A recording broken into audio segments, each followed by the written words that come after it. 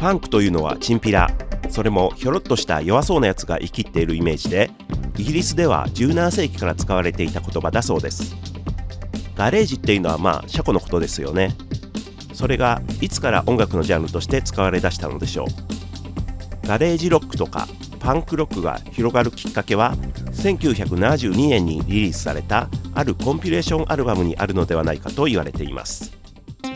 そのアルバムの正式名称はナゲッツオリジナルアーティファクツフロムザファーストサイケデリックエラー1965から1968となっていて、コンセプトとしては初期のサイケデリックロックのコンピレーションだったみたいです。サイケとパンクって全然違わないかと思われるかもしれませんが、その作られた経緯を見ていきましょう。1970年代の初め、アメリカ・ニューヨークでレコードショップの店員兼音楽系ライターだったレニー・ケイという人がいまして、彼がエレクトラレコードから60年代ロックのシングル曲を集めたコンピレーションを作る依頼を受けます。そこで彼はどの曲を収録すべきか即座に思いつくほど、この時代のロックへのこだわりが強く独自の審美眼を持っていて、この企画アルバムはそれまでにないニッチな方向性のものになりました。集められた曲の多くはまるで自宅のガレージで練習しているようなアマチュアっぽさ、ラフさのある演奏です。そういった稚拙なバンドをガレージバンドと揶揄することはあったようですね。彼らは1960年代のブリティッシュ・インベージョン、ビートルズをはじめとするイギリスのバンドに影響を受けてバンドを始めたような若者たちで、当時アメリカ中でウゴのタケノコのように出てきたそうです。良識ある大人から見て彼らは生きがった若造のチンピラに見えたのでしょうか。彼らが当時パンクと呼ばれていたかどうかは分かりませんが、一種の不良と思われていたのは確かでしょうね。このナゲッツにはそんなバンド27組27曲が収録され、1972年にアナログ LP2 枚組でリリースされました。では聴いていきましょう。1曲目 The Electric Balloons I Had Too Much to Dream。 エフェクトとかテープの逆回転とかをふんだんに使った怪しげな雰囲気の曲ですが、それでいてキャッチーなメロディーが耳について離れません。個人的にはこれぞガレージ、サイケって感じの大好きな曲です。2曲目 The Standells Dirty Water。 3曲目 The Strange Loves Night Time。 レコードジャケットには民族楽器っぽい太鼓が映ってますね。どこどこと反復するリズムは言われてみればエスニックな感じ。しかし R&B っぽさも感じられるノリのいい曲です。4曲目 The Knickerbockers Rise。 完全にビートルズをお手本にしているのが分かってすがすがしいほどですね。モノマネ感がありつつも勢いがあってかっこいいです。5曲目 The Vagrants Respect。 オーティス・レディングの曲のカバーですね。6曲目 Mouse A Public Execution。 こちらはどう聴いてもボブ・ディランを意識してますね。歌い方もかなり寄せてます。本家よりも少し軽い感じですかね。7曲目 The Blues Project No Time Like the Right Time。 8曲目 The Shadows of Night Oh Yeah。 9曲目 The Seas Pushing Too Hard。 同じフレーズを執拗に反復する演奏で、そこに乗るボーカルもギターも独特のヘナチョコ感があり、何とも言いようのない奇妙な感覚です。 The Seas はそこにはまると癖になる感じですね。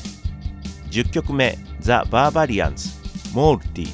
11曲目 The Remains Don't Look Back。ツッコミ気味の8ビートがスピード感を増していくアップテンポでかっこいい曲です。録音もいいし、いわゆるガレージバンドとは思えないクオリティだと思いました。調べてみると地元ボストンではかなりの人気だったり、ビートルズのアメリカツアーで前座を務めたり、実力を評価されてたバンドだったみたいですね。12曲目 The Magicians An Invitation to Cry。 13曲目 The Castaways Liar Liar。ライナーによると当時18歳から20歳の非常に若いバンドで、この曲がヒットした後突如姿を消したそうです。ファルセットを交えた歌が独特ですね。14曲目 The 30th Floor Elevators You Are Gonna Miss Me。 こちらはサイケファンにはあまりにも有名なバンドですね。エレクトリックジャグという謎の楽器によるフォコフォコフォコっていう音が奇妙な感覚を醸し出します。ボーカルのシャウトもちょっと狂気を感じさせるところがありますね。15曲目 Count 5 Psychotic Reaction。ヤードバーズの I'm a Man からの影響を言われていますが、曲の一部を拡大解釈してもっと急性なものにした感じです。無理やり凝縮したような曲構成は結構インパクトあります。16曲目 The Leaves Hey Joe。 ジミヘンのバージョンが有名なこの曲ですが、もともとはアメリカのフォークソングで、レコード化されたのはこの The Leaves のバージョンが初だそうです。スピード感のある演奏でジミヘンバージョンとは別の曲みたいに聞こえますね。17曲目マイケル&ザ・メッセンジャーズロミオ&ジュリエット。18曲目 The Cry and Shames シュガー&スパイス。19曲目 The Amboy Dukes Baby Please Don't Go。 このアルバムの中では長尺の5分を超えるブルース系のロックです。結構速いテンポで最初から最後まで通しますね。ファズの効いたギターの音がとてもかっこいいです。20曲目ブルース・マーグスタバコロード。21曲目ザ・チョコレート・ウォッチ・バンド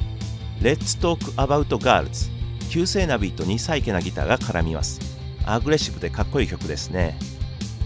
22曲目ザ・モージョーマンシットダウン・アイ・シンク・アイ・ラブ・ユー。23曲目ザ・サード・レイルランランラン。アーティー・レスニックというプロの作曲家によるプロジェクトで、どちらかというとビーチボーイズ的なサンシャインポップの色が強いです。24曲目ザ・サジタリアスマイ・ワールド・フェルダウン。こちらはゲイリー・アッシャーという方のプロジェクトで、いわゆるソフトロックサンシャインポップの有名曲です。正直このアルバムの中では浮いているのですが、個人的にはすごく大好きな曲です。本当にメロディーもハーモニーも美しくていいですね。25曲目 Nuts Open My Eyes。 こちらはトッド・ラングレンがいたバンドとして知られていますね。さすがにポップセンスがあふれた曲です。この中では新しい1968年の曲ということで厚みのあるサウンドになっていますね。26曲目 The Premiers Farmer John。 ラスト27曲目 The Magic Mushrooms It's a Happening。 バンド名の通り再結色の強いサウンドでオリエンタルな感じのメロディー、意表をつく展開、ちょっと奇妙な要因を持ってアルバムは終了します。このアルバムの当初のコンセプトは正式なタイトルにある通り初期サイケデリックロックのコンピレーションということですが、確かに凝ったスタジオワーク、幻覚的と感じられる曲も聞かれます。でもそれ以上に音楽経験が浅い人の作った未完成な感じ、ちぐはぐな感じが妙な味になっている曲が多いように感じます。現在イメージされるシンプルでストレートなガレージロックやパンクロックとは少しズレがあるようにも思いますが、初期衝動、勢いは十分感じられますね。1972年のオリジナル版でのライナーノーツでレニー・ケイはこう言っています。これらのグループは若くプロフェッショナルではなく、ダンスパーティーで演奏するため家で練習するような若造だった。彼らにつけられたパンクロックという名称がとりわけしっくりくる。彼らはステージ上でのはちゃめちゃな行為と凶暴な歓喜を信条としており、それでこの自分の持っているのは2012年の再発版なのですが、その中でレニー・ケイはこうも言っています。このナゲッツを作るにあたって考え出したガレージロックという言い回し、自分がオリジナル版のライナーで定義したパンクロック、つまり彼はガレージロックとかパンクロックっていうのは自分たちが作り出したまたは定義したと言っているんですよね。パンクロックについてはこの1972年のライナーノーツが最も早い使用例と認識されているようです。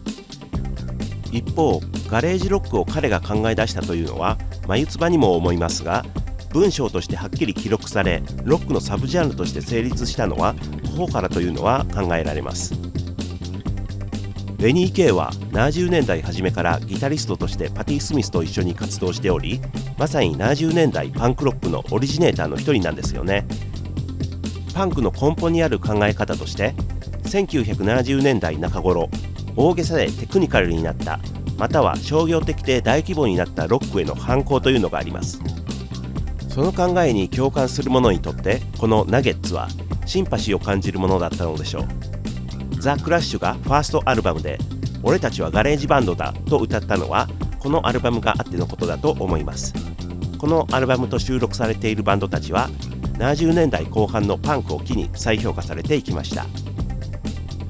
ガレージバンドやパンクは当時のバンドたち本人からしてみたら単なる悪口でしかなかったかもしれませんが、このアルバムによってそのアマチュアリズム、初期衝動にこそロックの本質があるんじゃないかという考え、概念みたいなものが出来上がっていった。ガレージロック、パンクロックがジャンルとして成立していく起点になっているように自分は感じています。有名なバンドは収録されていないのにロックの世界に大きな変革をもたらしたナゲッツはそんなアルバムだと思います。ご視聴ありがとうございました。